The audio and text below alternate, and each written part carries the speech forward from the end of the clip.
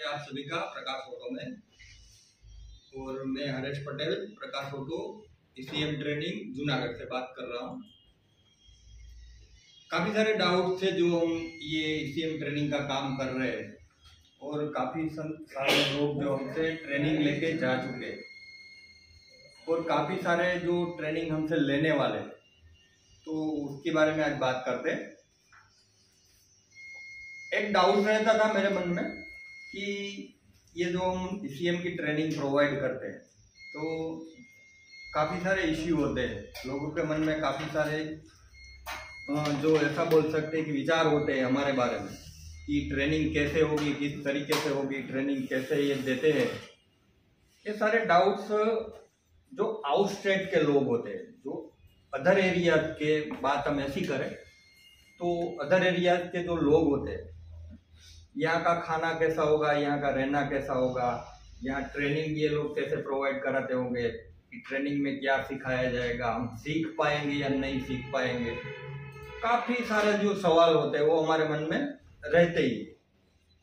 और आज तक जितने भी स्टूडेंट जो अपने वर्कशॉप चला रहे थे, या तो ऑटो इलेक्ट्रिक का काम कर रहे थे या तो कुछ और बिजनेस कर रहे थे, वो सारे मेरे पास सीखने आए और हम लोगों से बातचीत की।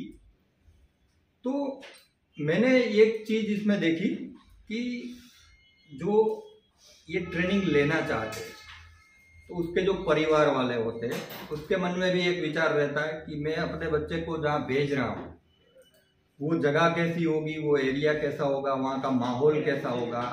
मान लो कि जो कर्नाटक वाले लोग हैं, आंध्र के लोग हैं, आसाम के लोग हैं, या तो हमारे आसपास के एरिया जैसे महाराष्ट्र, राजस्थान है, तो सबके मन में एक ही डाउट रहता है कि माहौल कैसा होगा, सीख पाएगा, आगे बिजनेस कर पाएगा, या तो ये सीख के आने के बाद ईसीएम रिपेयर किया और गाड़ी स्टार्ट नहीं हुई। काफ़ी सारे इश्यू होते हैं।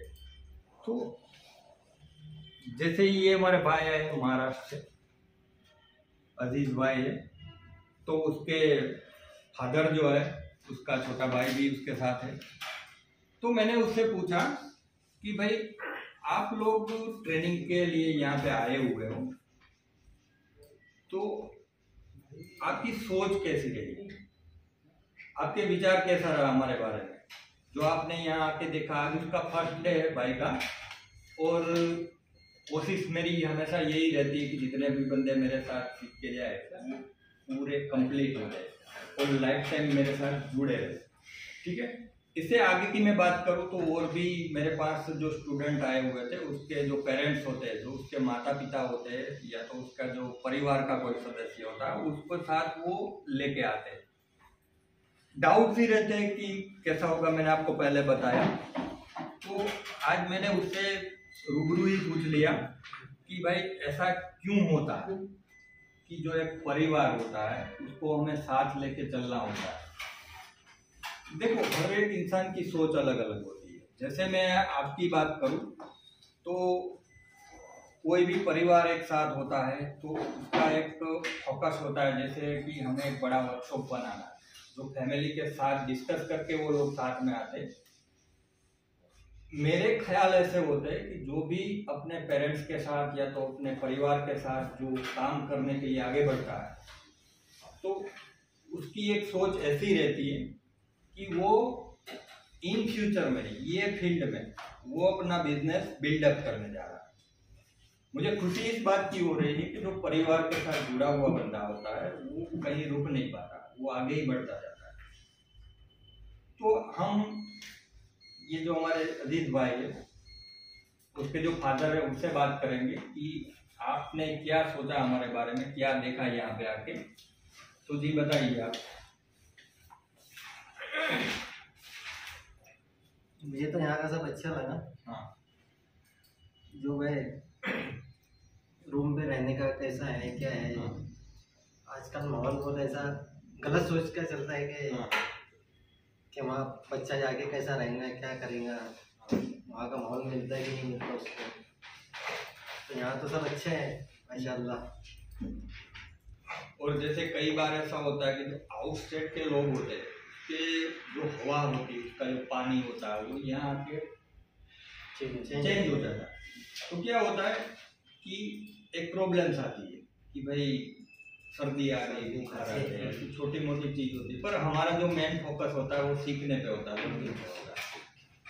हम उसी फोकस के साथ आगे बढ़े। ठीक है, और भाई आप बताओ, आपको कैसा लगा हमारे यहाँ? सर का नेचर बहुत अच्छा है। हाँ, तो और आपने यहाँ आके क्या देखा कि आपने देखो किसी भी माहौल में हम जाते हैं तो हम जहाँ एक चक्कर लगाते तो मैं अंदाजा आ जाता है कि यहाँ का माहौल कैसा है, यहाँ मैं सीख पाऊंगा, यहाँ से मैं आगे बढ़ सकता हूँ। वो सारा आपने कैसे देखा, कैसे मार्क कर सकते हैं? यहाँ तो सभी बच्चे सपोर्टिव थे। हाँ, जैसे आप वैसे सब बच्चे सपोर्टिव। देखो हमारे यहाँ क्या होता है कि हमारा एक जो माहौल है वो एक घर जैसा होता है। जो भी बंदा हमारे से जुड़ता है वो एक हमारा परिवार होता है, और हम हमारे परिवार को खोना नहीं चाहते, लाइफ टाइम हमारे साथ जुड़ा के रखना चाहते हैं।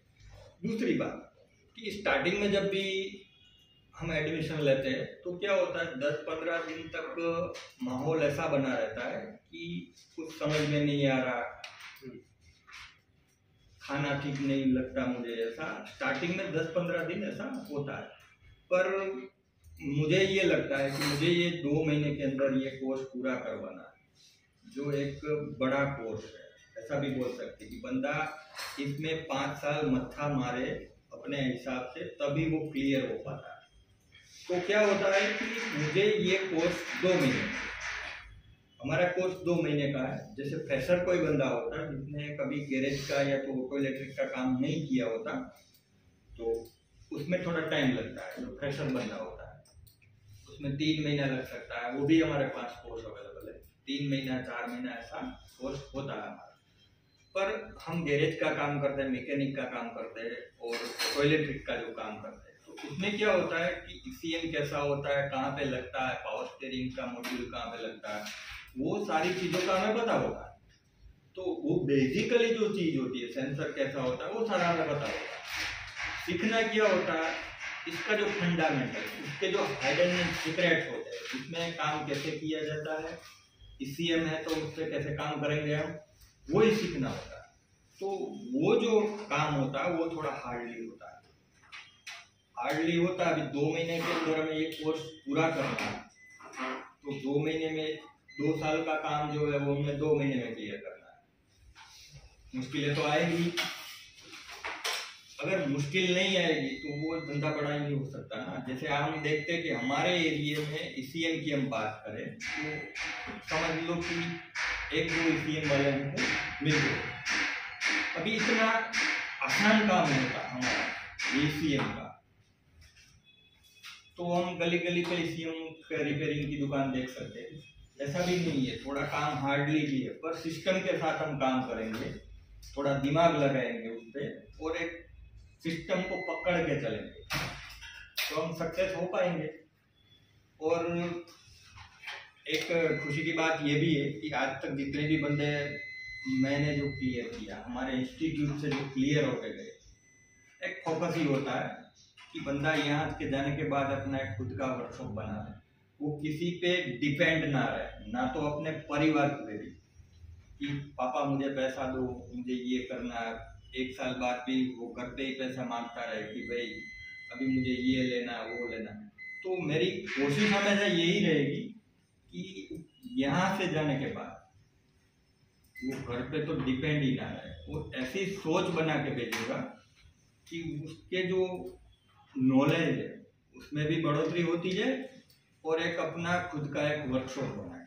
ठीक है, कैसा लगा आपको यहाँ पे आके? और एक बार बता दो मुझे। और आप जब आप ये भाई का ट्रेनिंग हो जाए फिर आपको एक बार और आना होगा मेरे पास, फिर उसका टेस्ट लेंगे हम, यहाँ पे ही लेंगे कि भाई ने क्या सीखा क्या नहीं सीखा, वो आपको खुद को पता चल जाएगा। ठीक है, बाकी की जो जिम्मेदारी होती है यहाँ पे हमारे पास जो बंदा आता है, अभी ये जिम्मेदारी हमारी है, अभी आप उसकी टेंशन नहीं ले। ठीक है, मैं तो सर सुबह में आपसे मिला, जब से इनको बोल दिया, मतलब सब अभी अच्छे ये हैं। जिम्मेदारी मेरी है, जितने भी बंदे आते हैं उसके पेरेंट्स से मेरी बातचीत होती ही रहती है। तो एक मैं उसको एक ही बात बोलता हूँ, आप आपके वर्कशॉप की तैयारी चालू कर दो, बाकी की जिम्मेदारी मेरी है, ठीक है।